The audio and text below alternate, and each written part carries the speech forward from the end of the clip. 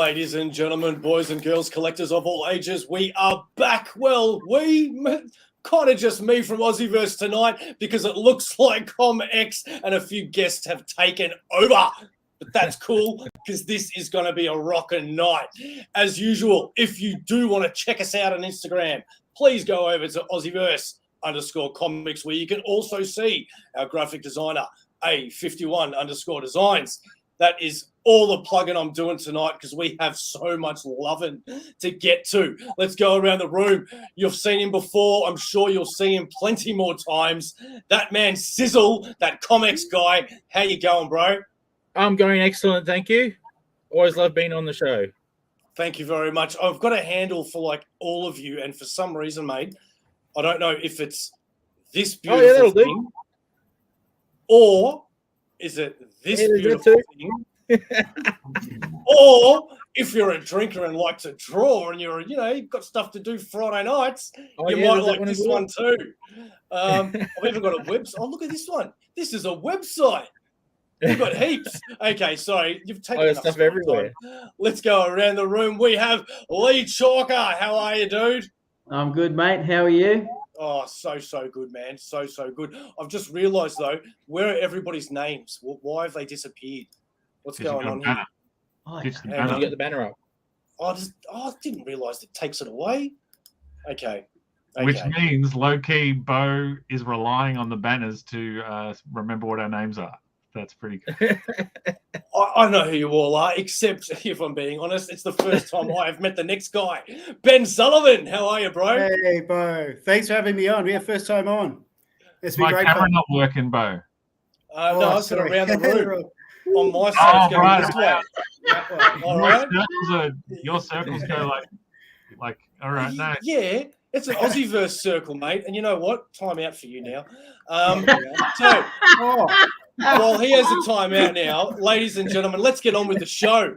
Tonight we are with special... No, I won't be so good. How can we forget? Rob! Yeah, g'day, mate. Straight out of phase one. I'm ready to drop kicks and whatnot. I'll turn I've lost you. There you are. The thing about AussieVerse, you made me feel like at home.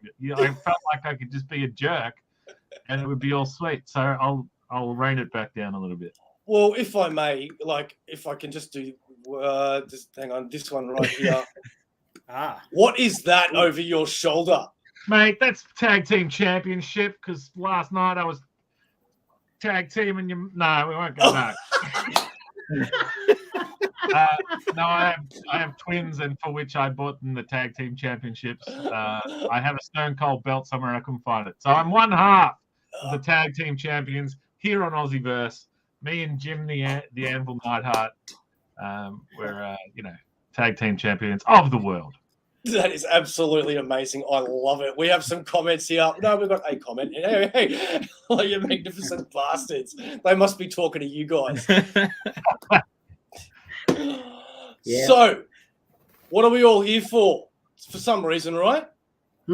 I just came along for the nibblies, mate, but apparently there's none. So, There was no meats to be seen. Oh, the meats didn't worry me. It was the lack of the vegetarian options that got me, mate. I don't know what that word means. Oh, we're here for comics. That's right, comics, ladies and gentlemen. Some of these people have made them. Some of them have created them. Some of them have drawn them and written them. What are they? Let's take a look. We have something to show you here tonight. If I can do it ever so smoothly, I believe I can. Right here. There we go. Spedsy, take it away, sir. What you're looking at there, guys and gals, all around the world. You threw it to me. I wasn't ready. This is a starter for two Australian independent comic books. One by the name of Ring Around the Rosie, and the other is called Battery Hen. Ring Around the Rosie, co-created by myself, Leigh Chalker, Ben Sullivan, Ryan Vella, set in France during the Black Plague. It's the tale of a warrior woman who has put aside her worrying days, she swapped out worrying for worrying. She now worries about her young son. It's not a comedy. I just chose to explain it like an idiot. It is, 3 of the Australia's premier pencils and inkers all penciling and inking for each other for the first time. Follow Rosie as she goes on a revenge tour. Something. You'll find out when you look at it. Yeah, I am good at marketing. Next up is Battery Hen. Written, created, illustrated by Ryan Vella. If you know Ryan Vella, he has some of the most beautiful yet strangest art and style in Australia, and this book is the perfect example of that. It's about a lady assassin who is sent to retrieve an alien-type serum, and in doing so, she runs into some most peculiar assassins from the bad guys sort of thing, and basically her quest to retrieve said serum leads her on a most unnatural journey as she herself is forced to take a sip from said serum. ... It's awesome. Get around it. Back over to you, Leigh. Take it away. All right. Well, Rosie started with a turtle that Spedsy had created, basically called Frederick Chaloni, and we were doing a Friday night drinking draw, and I did my version of Frederick, and it stuck with Spedsy enough that we started talking about, like doing a plague doctor type story. Lo and behold, sometime later, Ryan Vella and I were talking about doing something together. So everything came together that we decided to have a look at Rosie and bring it, to life and fruition. And then I had a crazy idea one day that, I'd really like to work with Ben Sullivan, who I had admired for quite some time, and reached out to Ben. And Ben, in his lovingly jovial way, was like, yes. Absolutely.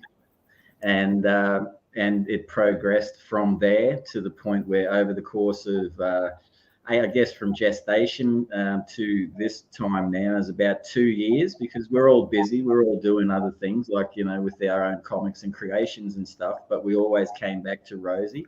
We talk about Rosie a lot. It's affectionately known as Rosie. That's just our little nickname for it.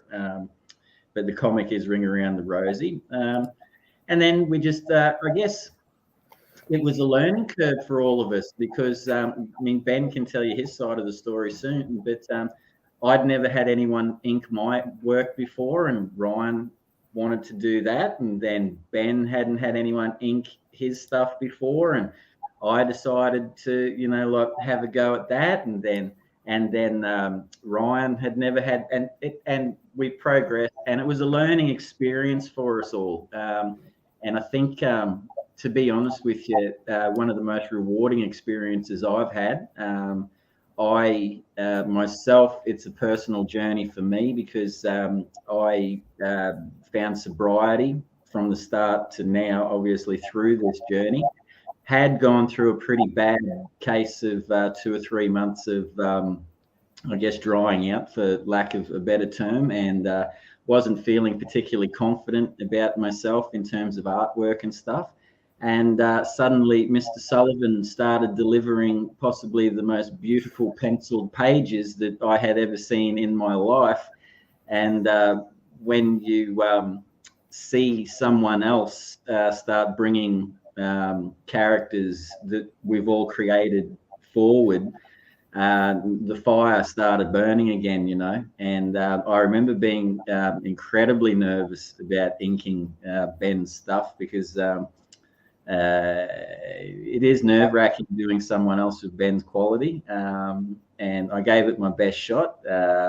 Learned a hell of a lot, learned an awful lot about storytelling, the delicacies of the pen, varying things like that. Here's some pages here, and I think successfully through the learning experience, we all found, I guess, an excitement and enthusiasm with each other. And as you can see, the styles are 50-50. They all blend so well together that it just organically all came together, and very enthusiastically, I might add. So that's my part in Ring Around the Rosie.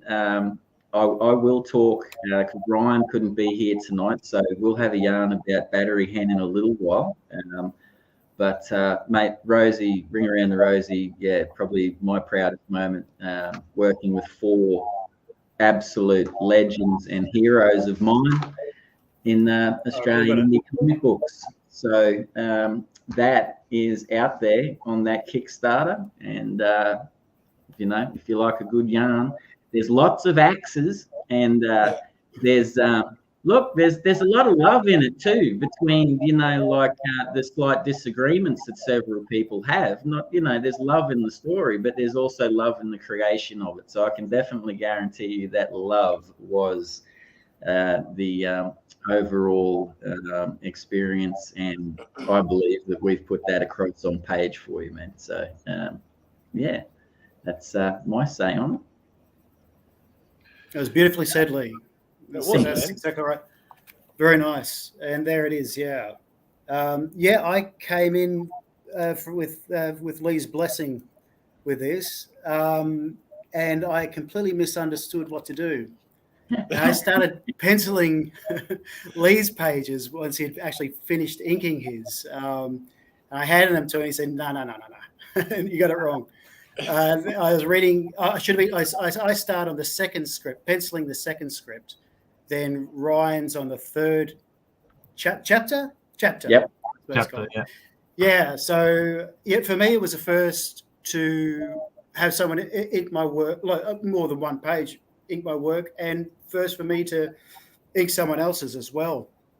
And it all happened at once. And the strangest thing is, I think it's a beautiful thing to see someone else's work pressed over yours. I mean, you see, it's like seeing someone's face over your. It's bizarre. It's a bizarre thing, and if we do this again, I'll do it again and again. It's a great experience. And then doing the same thing to Ryan's work was strange too. You get to know a person's style well. You really it's a real insight into someone's hand style, the way they think and work. You get to know them too, man. Did you find that? Yeah. Like when I inked you, I felt like a real like bond with you, man. You know what I mean? That I'd done it. 'Cause absolutely. the first page was like scary, and then I started getting into your rhythm, man. And started. Yeah. You were saying that. You were telling me that you were hesitant about it, I suppose. And I was like, no, just go. But then when Ryan sent his, I knew exactly what you're talking about. And I inked over his pencils too, where you photocopied. No, what did you do? I had to scan. That was the weird, because you have a little habit too there, Bud, of drawing, which blew my mind when I heard this. You draw to save paper. You're a like-minded person like me, so you draw some things on one side of page, and then to save paper you flip it over. And I was saying to you at the time, like, man, just send me the pages, I'll do it on the paper. And you were like, I can't do that. And I was like, okay, quandary. And I'm like, why then? Why can't you do that? And he was like, because there's another comic that I can't tell you about on the other side of the pages. And I was like, okay. Yeah, I've been told off for this a lot, and I am cheap. So am I. Maybe that's what I Yeah. Next time I'll just give you the double-sided works, and you can ink on both sides. Oh, mate, yeah. No, that's so I printed them out, and at the time didn't have glasses. I'd thought that telling you funny stories down, why not? And I got them, and I thought it was the lighting, and I thought that the printout was bad and it had smudged and stuff. And I was thinking like, whoa, man, like this is tricky. And I remember drawing them, and I was like, man, 2 inches off the paper. You know what I mean? Like trying to get around these things, and I started panicking, thinking, oh no, like what's going on? Can I do this? And then I went for an eye test, and they said, mate, you're shot. Why haven't you come in to get glasses before? You should have had them for years. And then, like voila, it was like, I could see again. And the first thing I saw was your artwork, mate. So there you go. Wow, what a thing to say. Yeah. That's an honour. First thing you see, yeah. I've got that here too. I like to think you like saw the road and your steering wheel and all that sort of stuff. You didn't well, I did ever so clearly, mate, for the first time. Yeah. Wow. Yeah. It was good fun. Yeah. So for those of you out there that may be fans of only the big two, Marvel, DC comic readers out there, and you're taking a look at this show and you're wondering why should you be interested, the honest truth that I can give you personally is I still am a massive fan of Marvel and a big fan of DC too, but nowhere near as much as Marvel. And I think we all are. That's what we love to read. We love our superheroes and we love our comics, right? And for years, people were always telling me, no, you've got to start reading independent comics. And I knew that they were right, but I still didn't jump on the bandwagon. Financial reasons, you can only put it somewhere. And also, you're addicted to the characters that you already know. Only in the last probably 2 years, maybe even less, I've really branched out myself, and I've bought a lot of stuff from Image and other things, nothing to do with superheroes. And I've been blown away by what's out there, blown away at the world of comics out there that have nothing to do with the comics that I've been reading personally my whole life. Now, since being on AussieVerse, I've obviously made some connections, comics being one of them. And through that, I've met Spedsy. I've recently met Leigh, Ben tonight, Syddall. I feel like I've known you for so long now. And through that, these connections, there's been some Kickstarters. And I always politely say to myself, of course I'm going to back it, because I have every intention of doing it at the time. Then when it comes around, you don't, again, for whatever reasons you've got. But for me personally, it was always money, because I'm just really bad at where my money goes. About, 6 months ago, I backed my first one. And then I backed my second one and my third one. And every single one that I have backed and gotten has just been absolutely fantastic. Whether it be the last read haul that I did, I mentioned Spedsy's Devil's Toilet. Sizzle's released a couple, Sidrus. And we've recently done, I'm going blank on the names right now. But every single comic that I've received has been exactly what I've wanted and more. And on top of that, it ships to you absolutely beautifully. You never have to worry about any of that. So, conclusion is what I'm saying is probably go out there, take a dive into another issue one, like a Kickstarter like tonight, where you don't need to know anything prior. It's a brand new thing. It's really not that expensive. It's pretty much the same as a normal comic, and that includes the shipping as well. Don't forget that. And see where you go from there. Dip your toes in there. You might just go down a well. You'd be very pleasantly surprised you've gone down. Syddall, we haven't heard from you in a while. What is it about these two comics individually? You've read them, obviously, yeah? I've read Battery Hen, and I've read bits and pieces of the other one, because I haven't got to see the whole Rosie.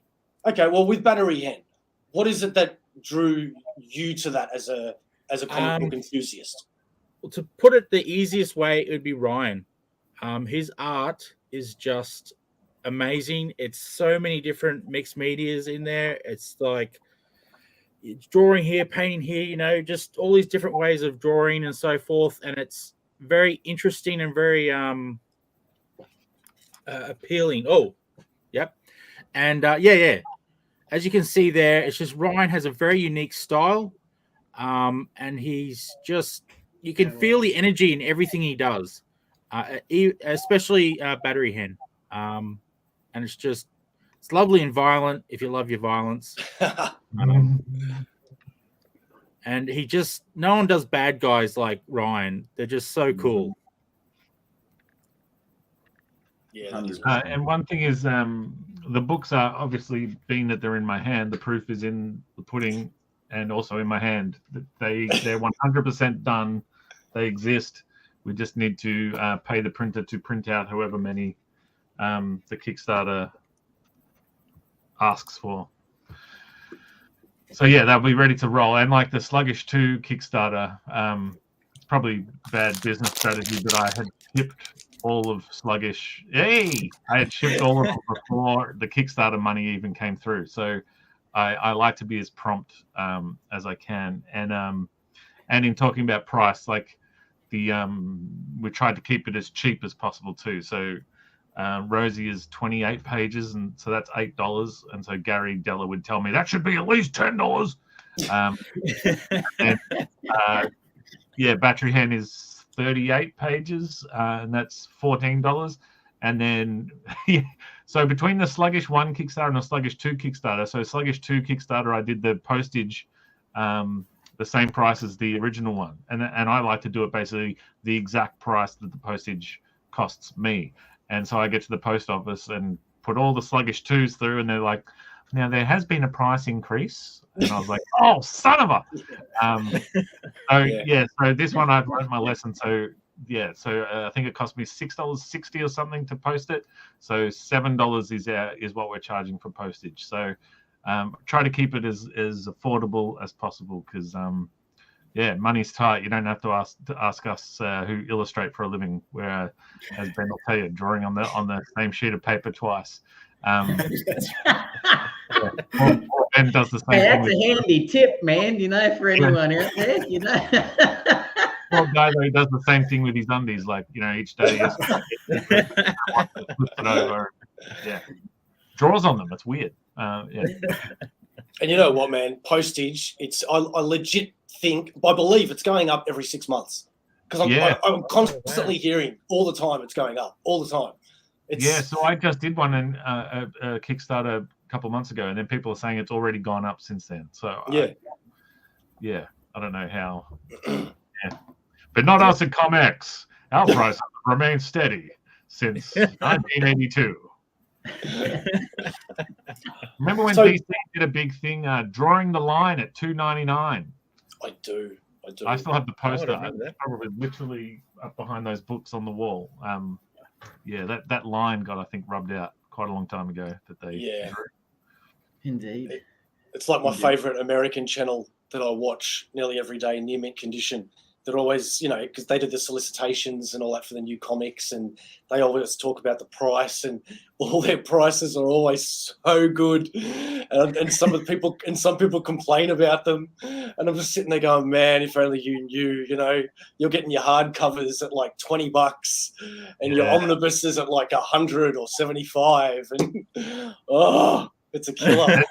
And it's like people saying comics are expensive, and I worked in a comic shop for 11 years, and I know, like, I worked for people who were trying to keep the cost as low as possible, but it's just like, where postage is going up for us, it's going up for them as well. But also, you're getting books flown over from America, and I remember it was a big deal, like when the shipping, you got to send it through customs, right? So you got to pay for the shipping, but then each pallet you've got to pay.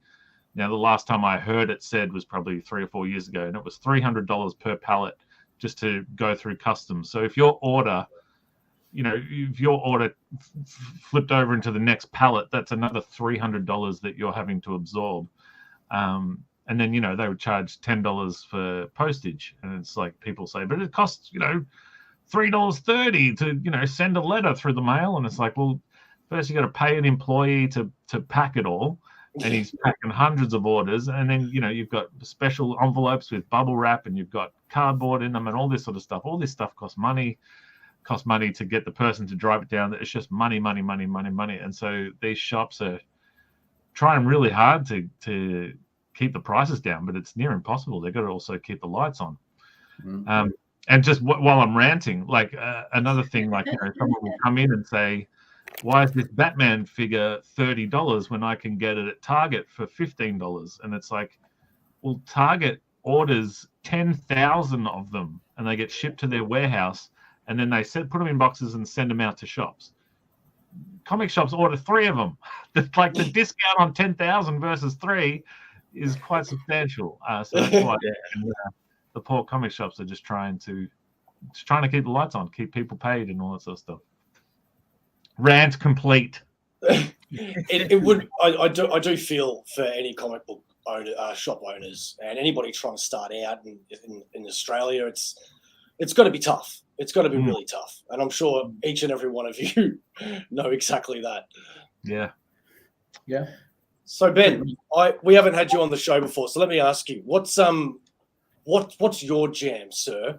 What got you into comics? What do you love reading? Who's Ben? I've been doing this for, I think it's 7 years now. So before this, I was doing something completely unrelated. And so I picked up this one job that was like I thought it was a basic sort of graphic design sort of job, but it turned out to be a comic. And so that was 7 years ago. And I took that because I just left a terrible job. And that's what got me started onto this. I thought if I could do one, then I could do another. And then I did another and another, and it's just been snowballing for 7 years. So, I grew up with Asterix, and I'm still growing up with Asterix. I've read them to my children as well, and I've still got all the. No, it's not true. I did rebuy some because I gave them away for a Led Zeppelin video once, which I regret. Sort of. I lost the video now. Well, I don't have a video player, so. But yeah, no, 7 years I've been doing this, and I haven't said no to one job once, saying I'm not going to. So I've been working like the past 4 years have been, they've just been getting more and more complex every year, but I'll take it all. I love it all. So what's coming for you after this? Are you looking beyond this at the moment? Have you got stuff coming after this, or do we not talk about that yet? And it's all about right now. Well, I'm never sure what to talk about actually, but I've got some great things coming out and starting some great things, like great projects. I'm not sure what I can talk about though. Fair enough. I think I'll stick with just pushing Rosie maybe, but I never know because when people release things, if you don't want to say too much or what people's plans are, if I had my own work, I'd be, telling the world, I suppose. But I haven't actually produced one of my own written and drawn works for a while now, actually about 3 years, because no time. Fair enough. Yeah. I have like a running list of like all the comics that I've been in and or written or drawn or participated in. I'm guessing you don't. How many comics do you think you've been a part of? And that's not necessarily wrote the whole thing, drew the whole thing, whatever. Just had something in. I will say, there are some key people I've been working for through those 7 years.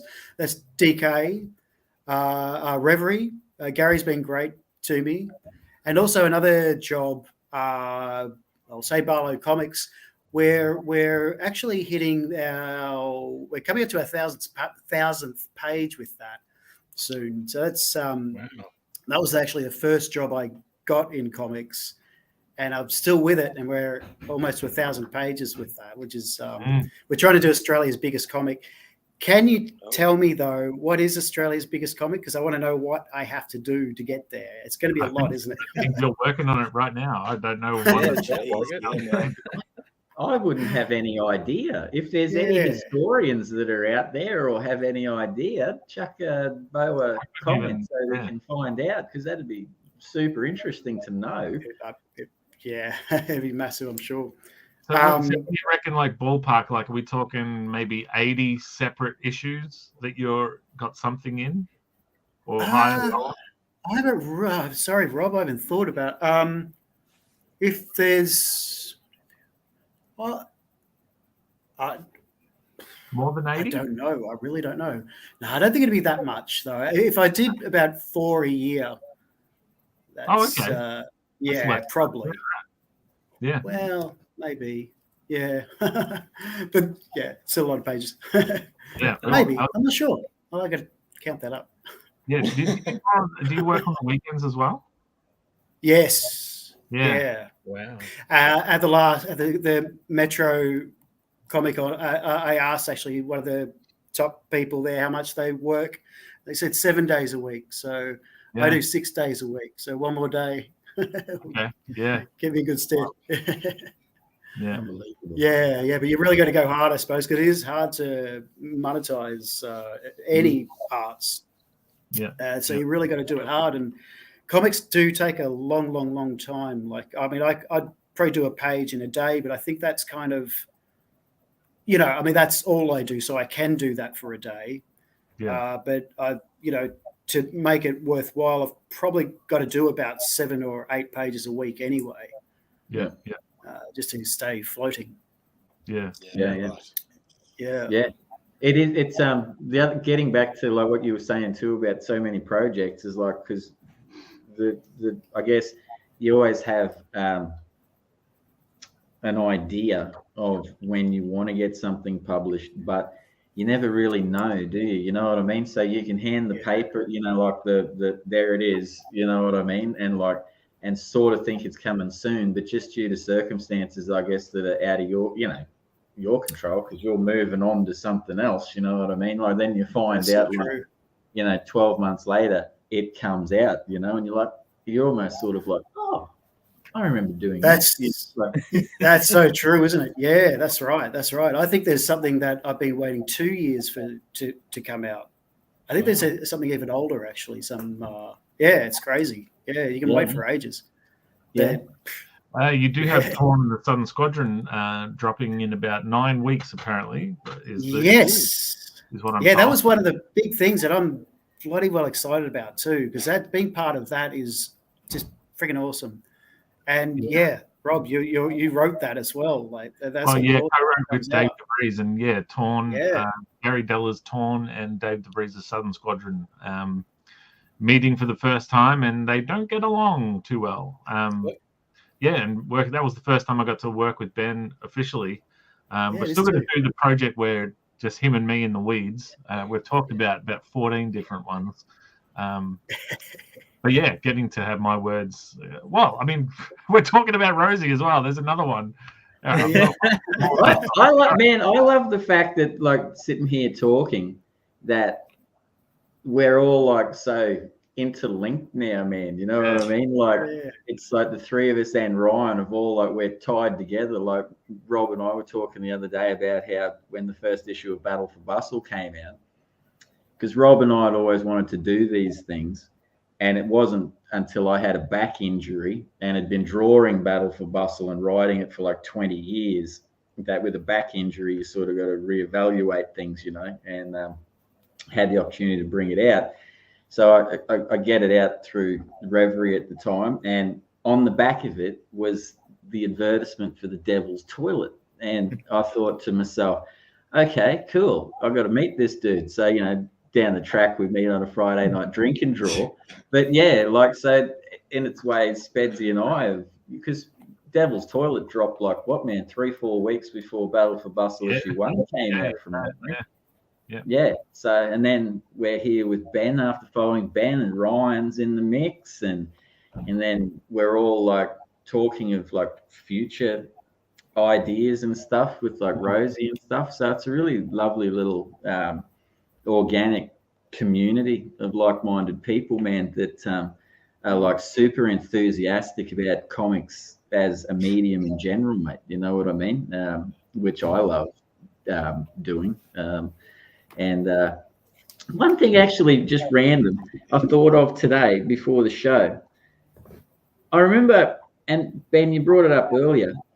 I'd love, one day we should show that first page that you did, like you were mentioning accidentally, like I'd drawn it and you sent it through, because, man, that was like the first time I think in my drawing in that I actually sat back and went, wow, man, this dude's just taken me to school, because it's like I thought it was a pretty good first page. and that I did. And then Ben just throws this thing at me, and I'm like, "How long did it take you to do that?" And Ben, he says to me, he goes, "No, about 6 hours." And I'm thinking, like, 6 hours? I spent like 2 days on that thing, man. I gave a whole lot of all the inks of Southern Squadron to Gary so he could sell them. And I found that page on the back of Southern Squadron. So I don't think I'll get it back. Yeah. No, that's all right. We'd have it around somewhere, man, via our messages and emails and stuff like that. But man, just for look, shits and giggles, really, it'd be good one day to be able to like compare, like what two dudes did. Yeah. It's light and day, mate. But yeah. Just again, you taught me heaps doing that, mate. But I think we all learned so much. All three of us, all four of us. Learned as real learning curve in a lot of ways. Yeah. I learned something once from Rob when I came up with a really stupid idea for a superhero and a supervillain, and me being the dickhead that I am, I just assumed I could like send him a message and just be like, "Hey, I got this idea for this guy, and I want to make it a comic." And I expected his reaction to just be like, "Yeah, cool, sounds like a good idea." And Rob comes back to me with, "Yeah, sounds awesome." And he goes, "We'll have to chat about it, like deadlines and all that sort of stuff." And I go, yeah, cool. And then he goes, "Do you want to write it? Do you want me to write it? Do you want to write it together?" And I go, together, I reckon. And he goes, "Cool. How many pages? Obviously, the more pages we can do with it, it'll be your what about this? What about?" And I'm sitting there going, "Oh my God, this actually work. And he's cool to do it." I just went, shit, I just wanted it to be a funny idea. And ever since then, I've sat there and I'm like, I actually really want to make this comic now because I think I can. and you blew me away, Rob, because I just expected you to turn around and just be like, "Yeah, cool," or "You're a dickhead," or something, But you fully went with it, man. So I appreciate that. Well, yeah, maybe I should. I thought you were asking me to help you create it, and I was sort of like, well, I am now. Yeah, well, yeah, well, I was, I had to put my business hat on and get all. Unfortunately, yeah, that's like we need Australia. Richard Branson just needs to like catch one of these streams, just be like, "You know what? I'm going to relaunch Virgin Comics and throw money at all these dudes, and then we can just make all the stuff we want." Well, when Leigh mentioned it was a tight knit community, I just had to share that story because it's true. I met Shane, and through that you Rob, then Leigh, then so forth and so forth, and it gets it to a big community. And not only that, but not that you should need to put a name to a face or a face to a comic book, but for me personally, when I do get to meet certain people, it really makes me want to buy their comics too, because I want to know what they've created and what they're like. And yeah, I get a lot of enjoyment actually out of reading a book where I know the person's made it. Yeah, that's awesome to hear, man, because it's, it is nice being able to like show ourselves, I guess, because like when I was a little kid, you used to get comic books, but you never used to be able to see the people that were making them. You used to have to go and get these really expensive magazines called like Comic Scene and stuff like that, which at the time when you're like 13 and 14 and collecting change out of the washing machine from your dad's, like work pants and stuff, like, and piling it all together to, you get these things and you'd get a little glimpse of a black and white photo of, Todd McFarlane or someone, like, and you'd be like, "Well, that's what he looks like. That's what he looks like." You get all G'd up and stuff, and you'd read like a paragraph, and you go, "Yeah," like where with the live streams, you sort of, I don't know, it's cool how there's the art and the creativity and the writing side, just creativity in general, but you also get an opportunity just to get to, I guess, familiarize yourself with the people who are creating. Like this stuff. And, it's a buzz for me too, man, like to meet, like Ben, because I hadn't spoken to Ben. had met him on a Friday night drinking draw randomly because Ben's busy drawing, I'm drawing, Spedsy's yarning away. You know, everyone, you know what Friday night drinking draws are like, and sometimes you just get stuck in the corner and you just sit down and just draw. And mate, he came across to me in the brief moments we had together as just such a nice dude that I'd admired. And like a couple of months later, man, like I said to Spedsy, you reckon we should ask Ben Sullivan? And Spedsy's like, well, mate, you know, like he's bloody busy, mate. You know, like I reckon we might be, you know, like dreaming on that one. And I'm like, I'm gonna text him. And Spedsy's like, no, you give it a go. And then here we are. And like, you know, it's that's what I love about it the most, man. That's why. That's great, it's great and forever, you know, like connected now, man. And the one thing I'll give Spedsy that I love about Spedsy, right, is occasionally we have like little Rosie headquarter meetings, you know. We've had one in particular where, you know, we get together and we talk about ideas and what we want to do with Rosie and stuff.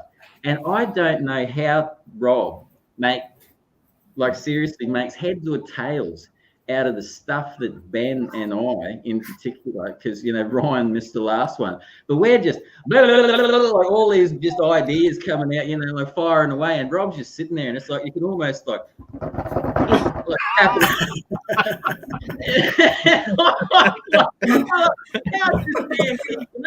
so you're hearing the tapping and you're getting enthusiastic because he's like, oh yeah, that's good. And you get like more enthusiastic. So like, and then suddenly it's like you're all like just sitting there like you run like half a marathon, man. You know? Exciting. Yeah, no, it's great. You know, great creativity, man. You know, like you know, just having fun, man. That's what it's all about. I mean, the alternative is that you're throwing out these ideas, and I'm just sort of like, oh yeah. Like, I don't like, none of this is usable. This is all nonsense. Whereas, yeah, you guys are throwing like gems at me, and I'm just like, wait, I need to remember this. Well, we just get caught up talking, man, you know, and your imagination just runs away with you sometimes, man. You know, that's I think that's the cool thing about like with Rosie and like for Ryan, I can't forget Ryan either because he can't be here. But the great thing is like I don't know, man.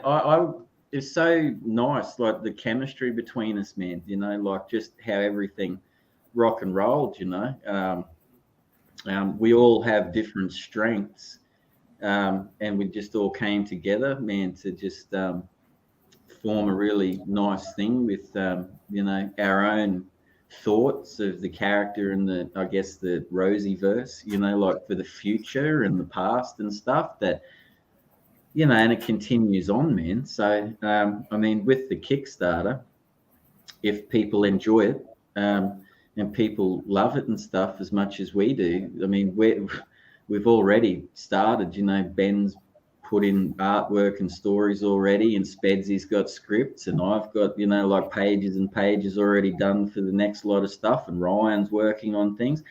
And there's you know, the beautiful part of it is we've got other people reached out to a few other creators that we admire too, that you know, like we're bringing into the fold as well, mate, you know, to be part of it and stuff. So it's ever evolving, man, and most enjoyable, man, like our best experience, you know. And you know, sending text messages to each other and stuff. Like, I'd never been part of a Kickstarter for a product that, I mean, I have been with Comx, but it wasn't, I guess, you know, I was in an anthology and Shane was the main dude, so he had lots of people talking to him. But when we let go with Ring Around the Rosie and Battery Hen the other day, it was super trippy, man, because it's like Spedsy and I like text, oh wow, man, look at this, and what was blowing us out is like Ben's artwork selling, Ryan's artwork selling, my artwork selling. Like, man, holy hell, you could have blown me over with, you know, like the smallest breeze, man. You know, hello Claudia. Oh, just great, man. Just super thankful. But before I stop talking, let someone else do it. I really have to mention Ryan Vella, because Ryan Vella is an Australian indie comic creator that has been doing this stuff, believe it or not, since 1994, possibly even earlier. Now, I was lucky enough to get a copy of his first comic book that he did, and it's called Peace Pipe. And he actually puts it in a little plastic-bound folder.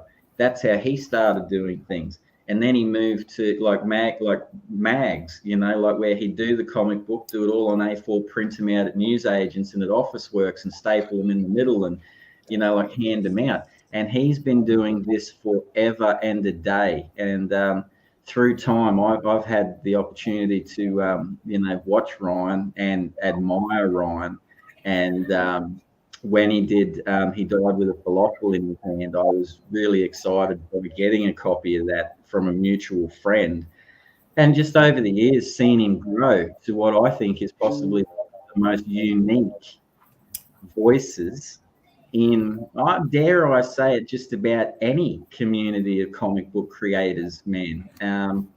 And for me, seeing Battery Hen, I think 7:30 one Sunday morning, getting text messages from him about this idea that he had about an old character that he wanted to use, you know, 12 months ago, to then seeing like this beautiful comic book, man, that he has produced, you know, like, man, like, credit to Ryan Vella for that, because that thing is unlike anything I've ever seen. And it's like he's done 30 years of warm-ups, and they were good, you know what I mean, like really good. And like he has just boom this sucker home, man. And yeah, so if you're back to Kickstarter and you're not interested in Rosie, God, you know, like no one's under any control, I'm not ESPing you, at least have a look at Battery Hen, you know, like I promise you'll love it. I just wanted to make it clear to people that Ryan is alive. And that's only because this is an obituary. Because he's not here. He died with a falafel in his hand. Yeah, here I am thinking that everyone knows about dying with a falafel in your hand. But no, so rest easy, anyone at home. Don't have to out your cup of tea or your bourbon or your cheeky shardy or whatever it is you're having, you know, like he is very much alive. I wanted to do an AussieVerse sort of question and ask Ben, because I got no idea. Ben, what's your favorite Marvel character?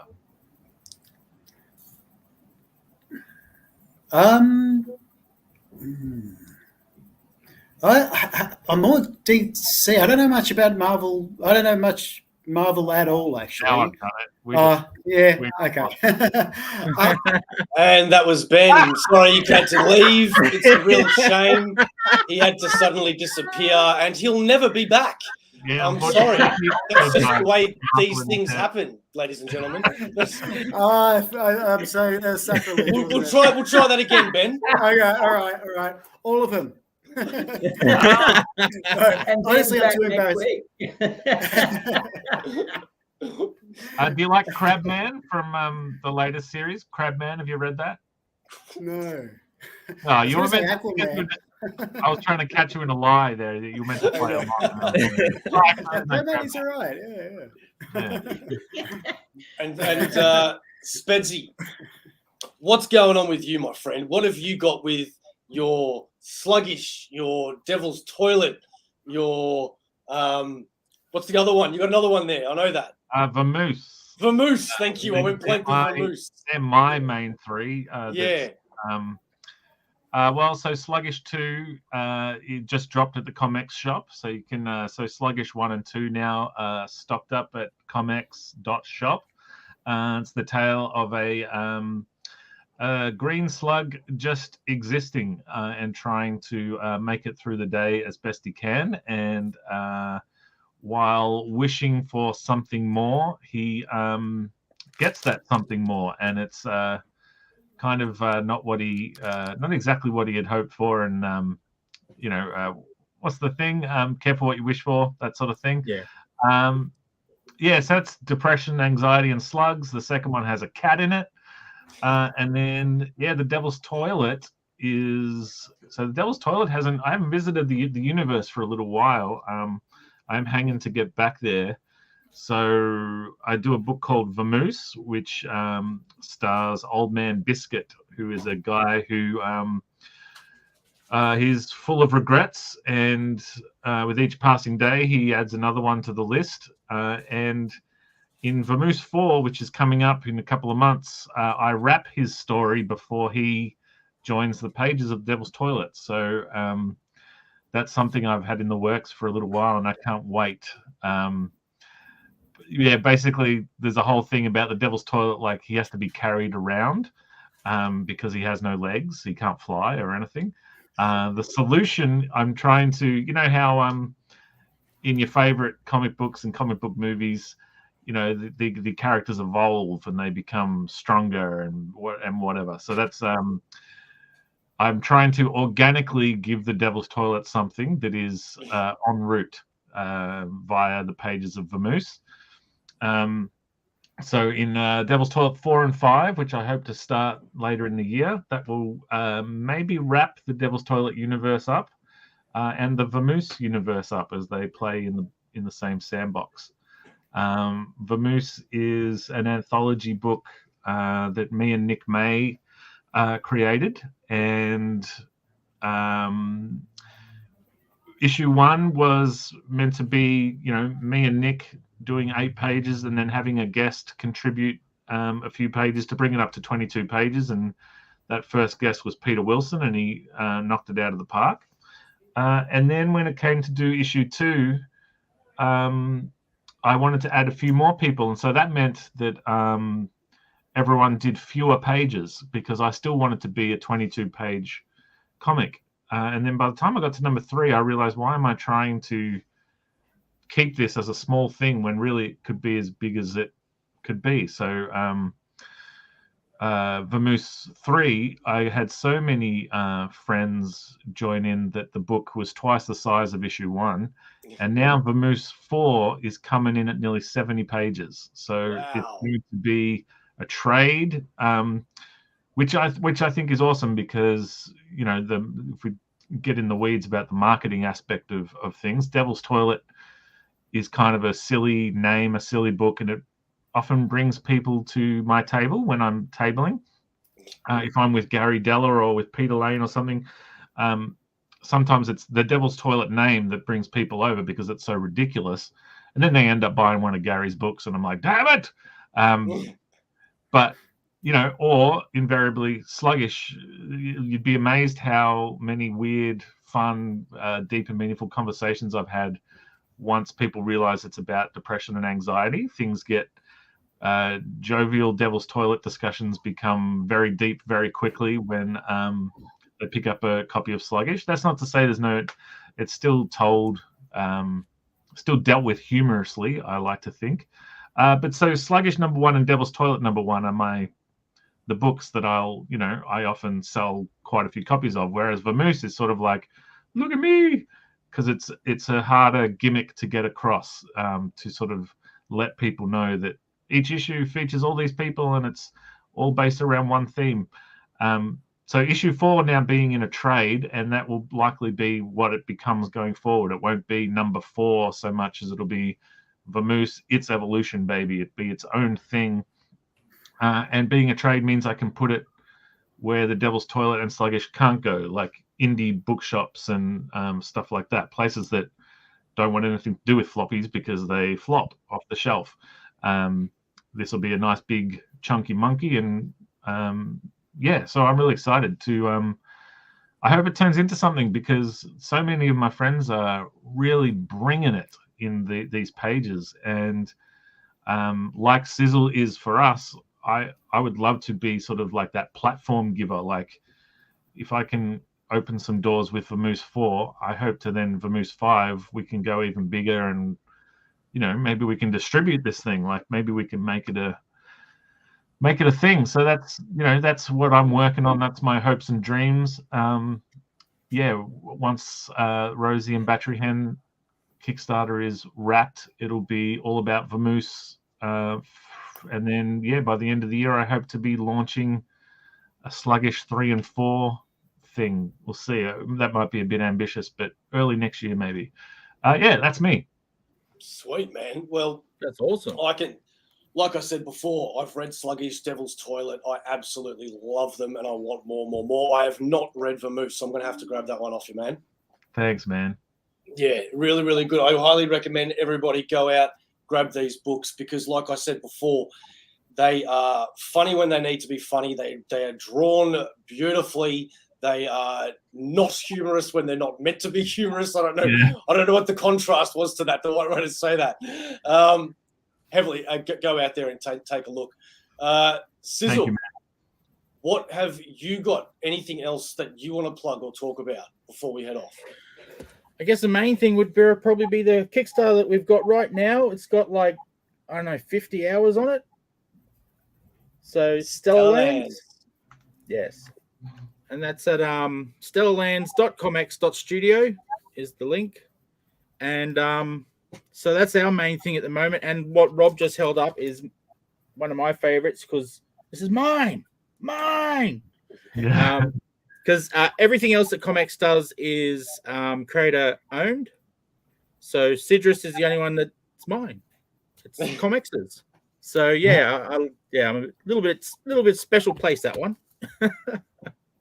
And if you're not sure what Stellar Lands is all about or Citrus, there are plenty of videos. In the description, first of all, there will be links to all of these guys where you can go check them out. I heavily implore you that you go check out Comx's YouTube channel, because not only does Syddall have his own episodes on there, that Syddall rants and things like that.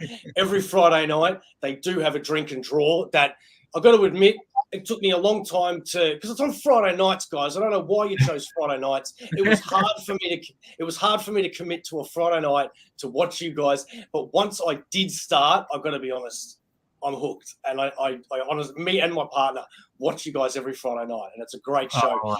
The roster is rotated. You will see people regularly like Syddall or Spedsy, for example, but the whole crew changes around. There are some people I've grown quite fond of on that show that I won't mention here to give them a big head, because I just like to give them crap on Friday nights. Leigh has his Tuesday chinwags over there too, where he sits down with a different creator, writer. He had me on there one day. I don't know why, but he has different people on there every Tuesday, and he just chats to them about their projects, life, things like that. Go check that out too. That is Comx on YouTube. Go check them out. They are not just a website. They are a whole community. And if you want to know more, I've got something to show you in about a minute, because before we go, I have to remind you, please, if you are watching, think about liking and subscribing, especially the subscribing part. We have just surpassed 500 subscribers, and that is just incredible. I'm very humbled and blown away by that. So thank you very much. We need to get to 1,000 now, or am I being way too ambitious? No, let's do it. Time will tell. And then we'll all come crawling over here going, can we be on your channel? Anyone from the comics community or the Australian community, you know what, comics community in general, hit me up. Come on us, AussieVerse. I don't bite. Is there anything other people want to say before we go? Rosie.comx.studio is the Rosie Kickstarter. There's like 12 or 15-ish days left. You're under no obligation to purchase anything, but if you just go have a look and maybe click the video, see if it's your vibe. If not, maybe share it on Facebook or on Instagram or whatever, because every little bit helps. And give this video a thumbs up, because holy moly, the things you got to jump through to get the algorithm to notice you these days. So like and subscribe to this network right here, but click all that little thumb. For some reason, the thumb's really important. So get one of these up. Yeah, get out, mate. And as usual, AussieVerse is and always will be for life. Catch you later. Thank you, everybody, for joining us tonight. Ben, it Pleasure. was an absolute pleasure meeting you tonight, It's mate. my pleasure. Thanks very much. You're welcome back anytime. AussieVerse is too sweet. Creators, comic book artists, comic book illustrators, you want to know where to go to buy anything about Australian comics books, and you go to Comx. Because what's the best thing about Comx? They bring Australian creators together, and not only that, they have one flat shipping rate. 10 comics, it doesn't matter. They don't care. They will ship it at one price. Comx, ladies and gentlemen, go find out.